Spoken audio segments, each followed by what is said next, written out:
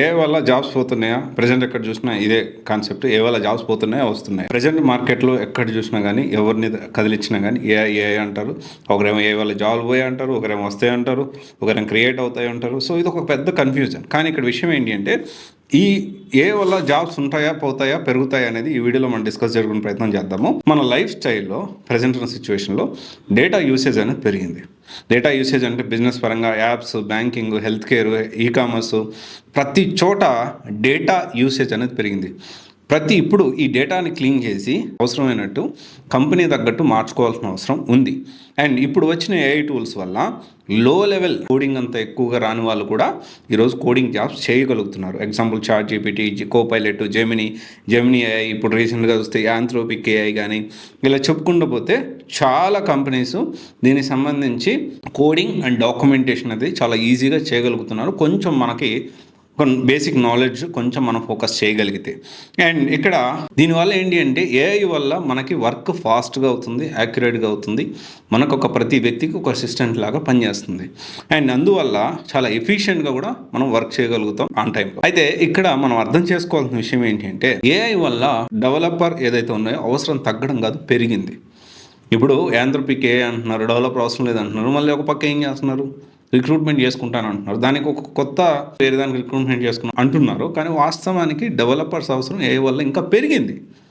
ఇంకా ఎక్కువ more jobs అనేవి క్రియేట్ అవుతాయి. అంటే దీనికి రెగ్యులర్గా ఆటోమేటెడ్ చేసే జాబ్స్కి కొంచెం ప్రాబ్లం అయ్యే ఛాన్సెస్ ఉన్నాయి. ఇక్కడ మనం అర్థం చేసుకోవాల్సిన విషయం ఏంటి అంటే ఏఐ వల్ల జాబ్స్ పెరుగుతున్నాయి. కానీ ఇప్పుడున్న సిచ్యువేషన్లో ఇన్స్టాంట్గా డేటా యూసేజ్ పెరుగుతూ ఉంది. డేటా క్లీనింగ్ కానీ లేకపోతే డేటా సెగ్రిగేషన్ కానీ దీనికి సంబంధించిన అందువల్ల ఇప్పుడు ప్రజెంట్ డేటా సైంటిస్ట్ జాబ్స్ కూడా, డేటా సైన్స్ జాబ్స్ కూడా చాలా పెరుగుతూ ఉన్నాయి. సో ఒక 2 years బ్యాక్ హైదరాబాద్లో 2.5 years 3 years బ్యాక్ ఎంతమంది డేటా సైన్స్ కోర్సులు చెప్తున్నారు తెలుసా? Limited people. ఎక్కువగా బెంగళూరులో చెప్పేవాళ్ళు. కానీ ఇప్పుడు చూడండి, every institute is providing data science. ఎందుకు అంటే డేటా సైన్స్ జాబ్స్ పెరిగాయి.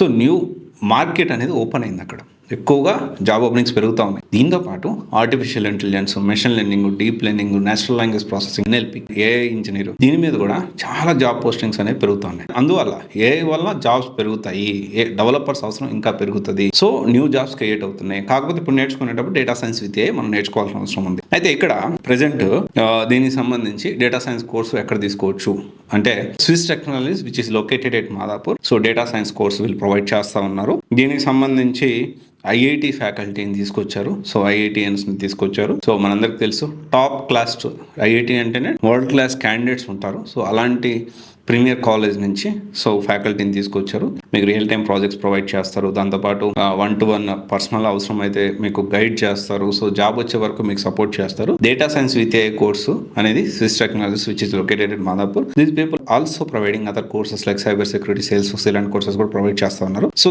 ఏఐ వల్ల జాబ్స్ పోవు, కొత్త జాబ్స్ క్రియేట్ అవుతాయి. ఏఐ నేర్చుకున్న వాళ్ళు ఆ జాబ్స్ని తీసుకునేదానికి ఛాన్స్ ఉంది. సో మీరు కూడా డేటా సైన్స్ విత్ ఏఐ కానీ ఆర్టిఫిషియల్ ఇంటెలిజెన్స్ కానీ కోర్స్ నేర్చుకోండి, జాబ్ తెచ్చుకోండి.